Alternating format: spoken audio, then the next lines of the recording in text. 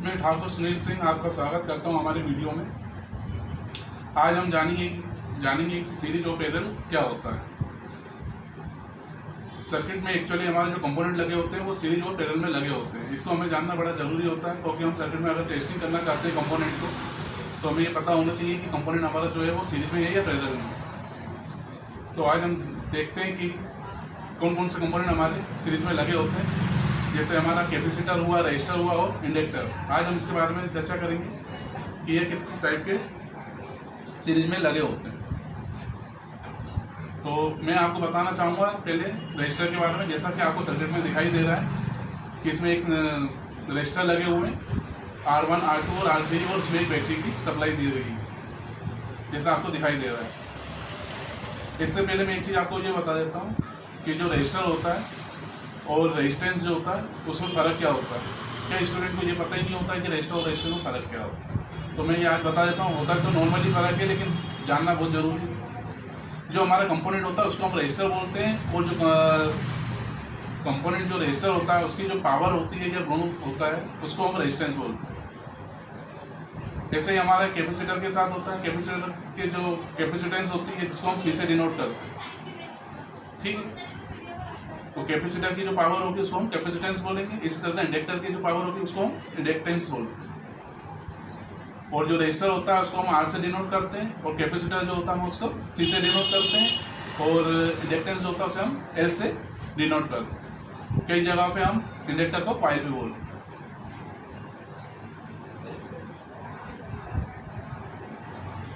तो आपको जिस तरह से ये सर्किट दिखाई दे रहा है, जिसमें एक बैटरी लगी हुई है और 3 रजिस्टर लगे हुए हैं और ये सीरीज में लगे हुए हैं। अब हम इन तीनों रजिस्टर को कैलकुलेट करने का फार्मूला मैं बता देता हूँ आपको।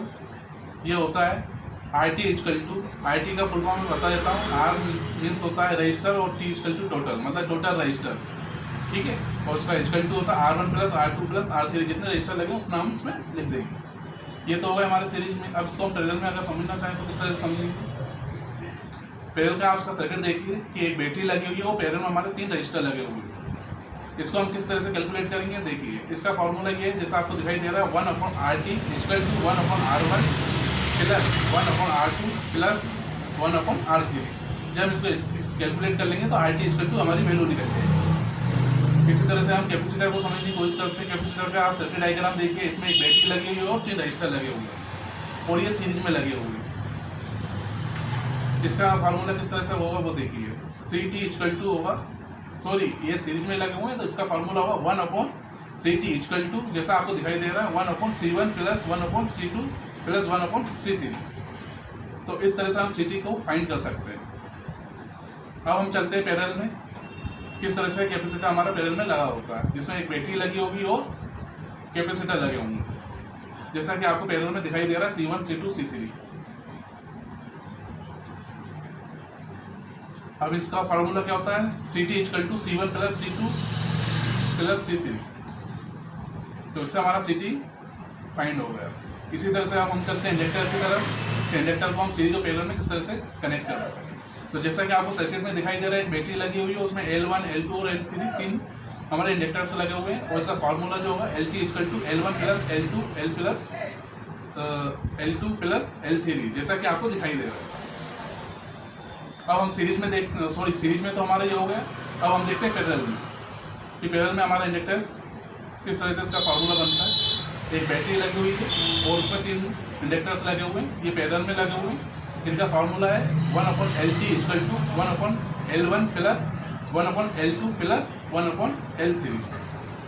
तो इस तरह से हमने देख लिया कि पैरेलल और सीरीज में हमारे किस तरह से कंपोनेंट लगे होते हैं और किस तरह से हम उसको कैलकुलेट कर सकते हैं। अब इन कंपोनेंट की जो फॉर्मूला होता है जिससे हम सर्किट में वोल्टेज भी लगा हुआ, करंट भी है, किस तरह से हम उसको कैलकुलेट करते हैं वो मैं बता देता हूँ आपको, है ना। तो रजिस्टर इक्वल टू V/I होता है। जहाँ हमारा V और I मिल जाएगा हमें, तो हम रजिस्टर को भी कैलकुलेट कर सकते हैं। ओके, जैसा कि आपको फार्मूले में दिखाई दे रहा है।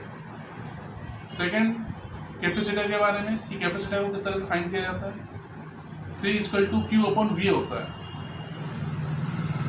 इस तरह से हम इसकी C को फाइंड कर सकते हैं। इसी तरह से हमारा इंडक्टर्स का होता है formula L equal to VL/DI/dt।